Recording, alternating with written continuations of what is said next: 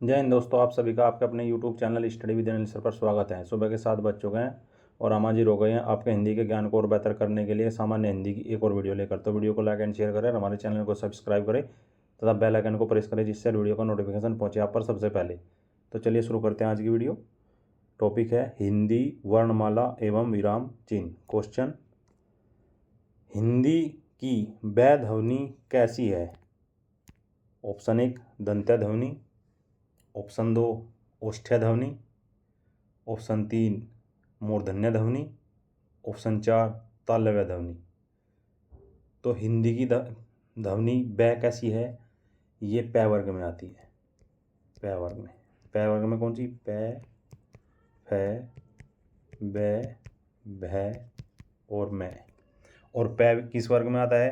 तो पै आता है आपका ओष्ठ्य। ओष्ठ्य वर्ग में पै आता है। नेक्स्ट क्वेश्चन, निम्न में अर्ध स्वर कौन है? ऑप्शन 1 य व, ऑप्शन 2 ई उ, ऑप्शन 3 रिरी लिरी, ऑप्शन 4 श रिरी। तो हिंदी वर्णमाला में 2 अर्ध स्वर कहे जाते हैं। कौन कौन से कहे जाते हैं? वो य और व होते हैं। नेक्स्ट क्वेश्चन, निम्न में से कौन सा वर्ण स्पष्ट व्यंजन नहीं है? ऑप्शन 1 कै, ऑप्शन 2 च, ऑप्शन 3 ट, ऑप्शन 4 य। तो स्पर्श व्यंजन 25 होते हैं। स्पर्श व्यंजन कितने होते हैं? 25 होते हैं, का से लेकर मा तक।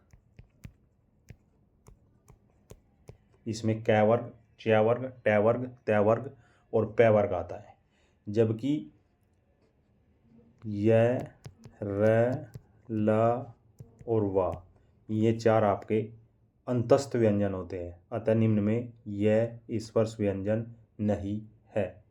नेक्स्ट क्वेश्चन,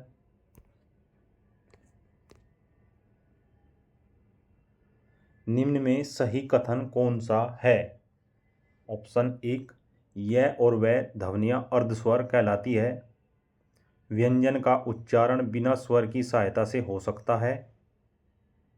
कथन 3 अवधेश का विग्रह अवधनदेश होता है। कथन 4 हिंदी में व्यंजनों की संख्या 8 है। तो हमें पता है कि हिंदी में व्यंजनों की संख्या 8 नहीं है, ये गलत है। अवधेश का विग्रह अवधनदेश होता है, ये भी गलत है। व्यंजन का उच्चारण बिना स्वर की सहायता से हो ही नहीं सकता, क्योंकि व्यंजन का उच्चारण स्वर की सहायता से होता है, ये भी गलत है। अर्थात यह और वह ध्वनियाँ अर्धस्वर कहलाती है। यह कथन सत्य है। नेक्स्ट क्वेश्चन, उच्चारण की दृष्टि से श हलंत, श हलंत, सह व्यंजन किस प्रकार के हैं? ऑप्शन 1 अंतस्थ, ऑप्शन 2 वस्त्य, ऑप्शन 3 उष्म, ऑप्शन 4 तालव्य। तो उच्चारण की दृष्टि से सा शा शा व्यंजन कौन से होते हैं? तो उच्चारण की दृष्टि से ये उष्म व्यंजन होते हैं। इनके साथ एक और आता है शा, शा, छोटा सा और हा। ये 4 व्यंजन उष्म व्यंजन कहलाते हैं। नेक्स्ट क्वेश्चन,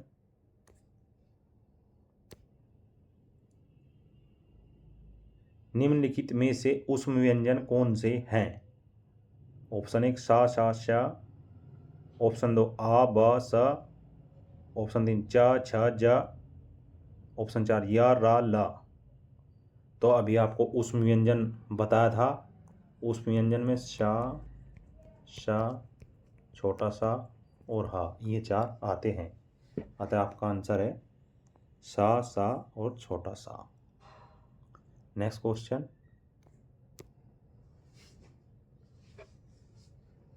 श्रेय एक संयुक्त व्यंजन है। इसमें किन 2 वर्णों को सम्मिलित किया गया है? ऑप्शन 1 छोटा स और रै वर्णों को, ऑप्शन 2 श और रै वर्णों को, ऑप्शन 3 स बड़ा श और रै वर्णों को। ऑप्शन 4 श्रेय और ए वर्णों को। तो प्रयुक्त में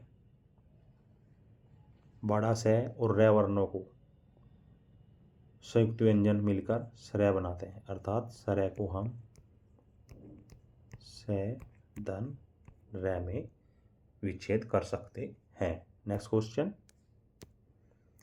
अक्षय वर्ण किसके योग से बना है?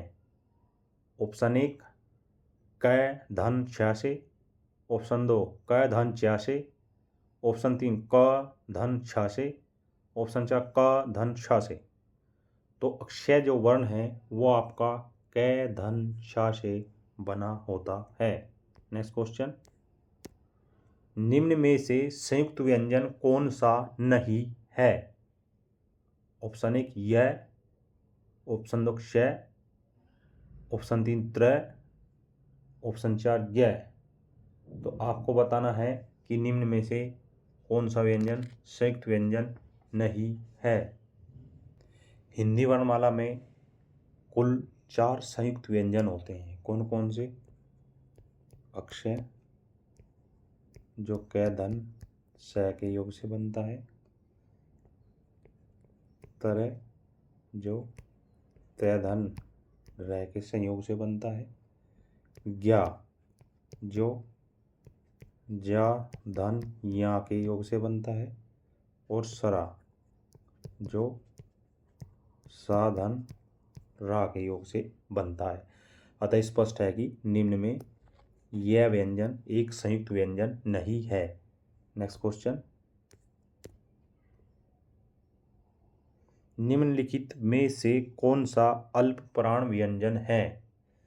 ऑप्शन 1 भ। ऑप्शन 2 फ। ऑप्शन 3 ब। ऑप्शन 4 ठ। तो प्राणत्व के आधार पर व्यंजनों का वर्गीकरण 2 वर्गों में बांटा गया है, अल्प प्राण और महाप्राण। अल्प प्राण व्यंजन किन्हें कहते हैं? जिन वर्णों का उच्चारण करते समय मुख से कम वायु बाहर निकले उन्हें अल्प प्राण वर्ण कहते हैं। प्रत्येक वर्ग का विषम वर्ण अर्थात पहला, तीसरा और पांचवा वर्ण अल्प प्राण व्यंजन कहलाता है। तो निम्न में से कौन सा अल्प प्राण व्यंजन है? जबकि जो बचे हुए 2 और 4 ये महाप्राण होते हैं और ये अल्प प्राण होते हैं। प, फ, ब, भ, म। तो भ आपका चौथा हो गया, फ आपका दूसरा हो गया, ब आपका तीसरा हो गया, टा ठा ठा आपका दूसरा हो गया। तो अल्प प्राण में कौन सा होना आवश्यक है? तीसरा, पहला या पांचवा। तो इनमें अल्प प्राण व्यंजन आपका ब होगा। नेक्स्ट क्वेश्चन, निम्नलिखित में से कौन सा अल्प प्राण व्यंजन है? अभी मैंने आपको बताया अल्प प्राण व्यंजन प्रत्येक वर्ग का पहला, तीसरा और पांचवा वर्ण होना चाहिए। तो ख दूसरा है, थ दूसरा है, च पहला है, फ दूसरा है। तो अल्प प्राण व्यंजन इसमें से आपका च होगा। नेक्स्ट क्वेश्चन, निम्नलिखित व्यंजनों में कौन महाप्राण है? महाप्राण की ऑप्शन 1 क, ऑप्शन 2 क, ऑप्शन 3 ड, ऑप्शन 4 ठ। तो महाप्राण की पहले आप परिभाषा जानिए। जिन वर्णों का उच्चारण करते समय मुख और नाक से समान मात्रा में वायु बाहर निकले उन्हें महाप्राण व्यंजन कहते हैं। जैसे प्रत्येक वर्ग का समवर्ग अर्थात वर्ग का दूसरा और चौथा जो व्यंजन होगा वो महाप्राण के अंतर्गत आएगा। अब देख लीजिए, क वर्ग में पहला है, ग तीसरा है, ड ट वर्ग में तीसरा है, ठ दूसरा है। तो महाप्राण कौन सा हो गया? महाप्राण हो गया आपका ठ व्यंजन। नेक्स्ट क्वेश्चन, महाप्राण ध्वनियां व्यंजन वर्ग में किससे संबंधित है? ऑप्शन 1 पहला दूसरा, ऑप्शन 2 दूसरा तीसरा, ऑप्शन 3 दूसरा चौथा, ऑप्शन 4 पहला और चौथा। अभी आपको महाप्राण वर्ण की परिभाषा बताई थी जिसमें प्रत्येक वर्ग का सम वर्ण अर्थात दूसरा और चौथा वर्ण महाप्राण की ध्वनि उत्पन्न करेगा या महाप्राण ध्वनियों के अंतर्गत आता है। नेक्स्ट क्वेश्चन, हिंदी के स्पर्श व्यंजन के पांचों वर्गों के दूसरे और चौथे वर्ण कौन से होते हैं? ऑप्शन 1 अल्प प्राण व्यंजन, ऑप्शन 2 महाप्राण व्यंजन, ऑप्शन 3 घोष व्यंजन, ऑप्शन 4 अघोष व्यंजन। अल्प प्राण व्यंजन कौन से होते हैं? अल्प प्राण व्यंजन होते हैं पहला, तीसरा और पांचवा। महाप्राण प्रत्येक वर्ग का दूसरा और चौथा। घोष व्यंजन, घोष व्यंजन कौन से होते हैं? प्रत्येक वर्ग का तीसरा, चौथा और पांचवा। अघोष कौन से होते हैं? प्रत्येक वर्ग का पहला और दूसरा। आपसे क्वेश्चन में क्या पूछा है? स्पर्श व्यंजन के पांचों वर्गों के दूसरे और चौथे वर्ण को क्या कहते हैं? तो उन्हें हम महाप्राण व्यंजन कहते हैं। नेक्स्ट क्वेश्चन, निम्नलिखित ध्वनियों में से कौन सही सुमेलित है? ऑप्शन 1 ग अघोष, ऑप्शन 2 फ अल्प प्राण, ऑप्शन 3 स ऊष्म, ऑप्शन 4 ठ सघोष। तो आपको इनकी परिभाषा का पता होना चाहिए।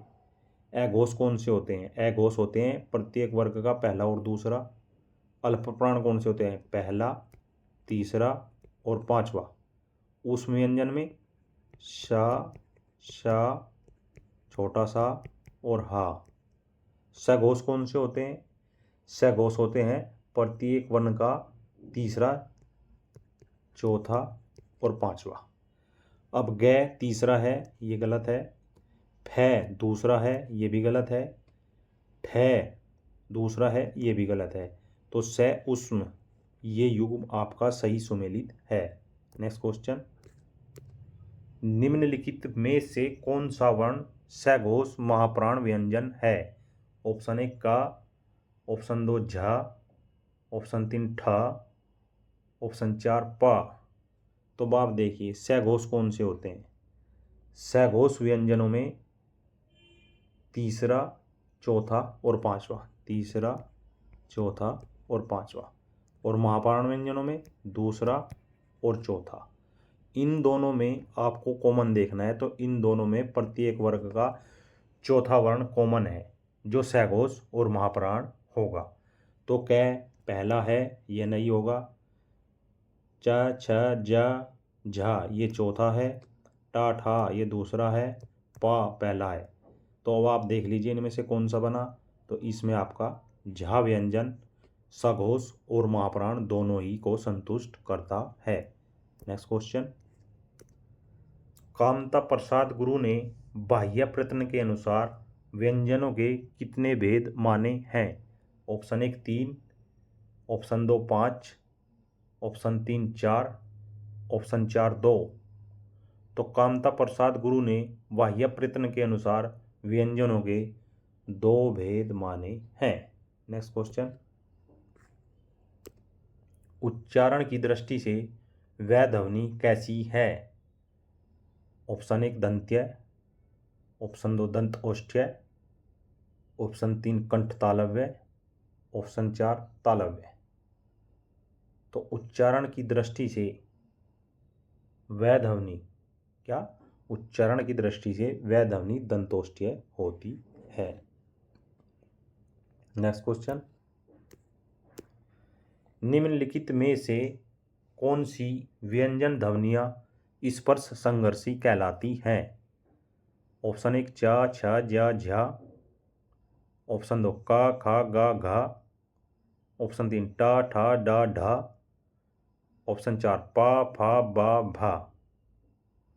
तो स्पर्श संघर्षी 4 व्यंजन होते हैं और वो कौन से होते हैं? वो होते हैं चा, छा, जा, झा। इनकी संख्या केवल 4 ही होती है जो स्पर्श संघर्षी के अंतर्गत आते हैं। नेक्स्ट क्वेश्चन, निम्नलिखित ध्वनियों में से कौन सी दंतोष्ठ्य है? ऑप्शन 1 था, ऑप्शन 2 फा, ऑप्शन 3 मा, ऑप्शन 4 वा। तो दंतोष्ठ्य ध्वनियों में वह ध्वनि आती है। आपका आंसर है वे। नेक्स्ट क्वेश्चन,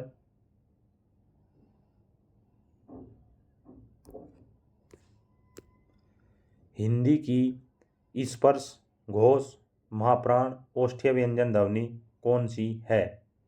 ऑप्शन 1 भ, ऑप्शन 2 ठ, ऑप्शन 3 थ, ऑप्शन 4 ह। तो आपको ओष्ठ्य, पहले तो आप ओष्ठ्य पे जाइए। ओष्ठ्य व्यंजन कौन से होते हैं? पै वर्ग के, अर्थात जो इनमें पै वर्ग का ही नहीं है उसको आप निष्कासित कर सकते हैं, यहाँ से हटा सकते हैं। तो पै वर्ग में कौन कौन से आते हैं? प, फ, ब, भ, म।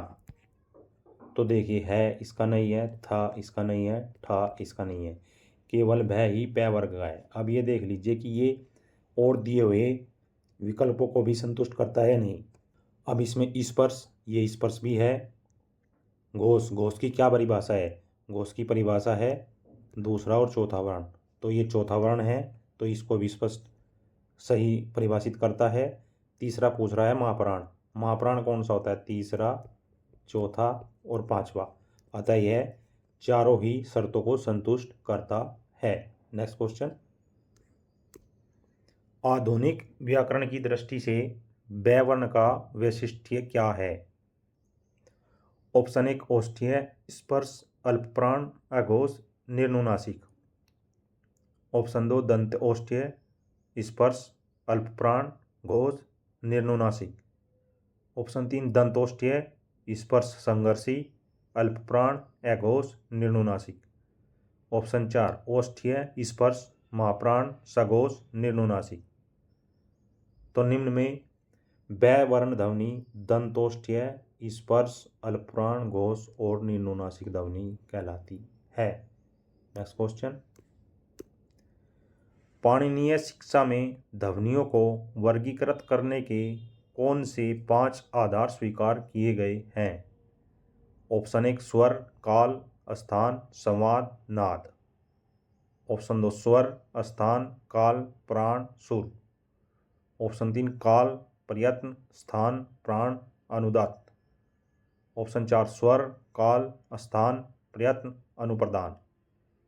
तो आपका आंसर है, पाणिनीय शिक्षा में ध्वनियों को वर्गीकृत करने के लिए जो 5 आधार स्वीकार किए गए हैं वे हैं स्वर, काल, स्थान, प्रयत्न और अनुप्रदान। नेक्स्ट क्वेश्चन, निम्नलिखित में से अघोष अल्पप्राण ध्वनि कौन सी है? ऑप्शन 1 झ, ऑप्शन 2 ठ, ऑप्शन 3 ज, ऑप्शन 4 का, ता।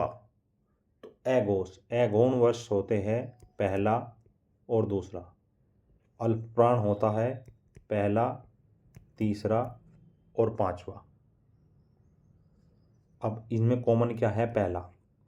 तो प्रत्येक वर्ग का पहला अक्षर झ पहला नहीं है, ठ पहला नहीं है, झ पहला नहीं है, परंतु कै वर्ग में पहला और तै वर्ग में पहला व्यंजन है। अतः ऑप्शन 4 अघोष और अल्पप्राण ध्वनि के अंतर्गत आती है। नेक्स्ट क्वेश्चन, प्रसन्नता शब्द में कौन सी ध्वनि है?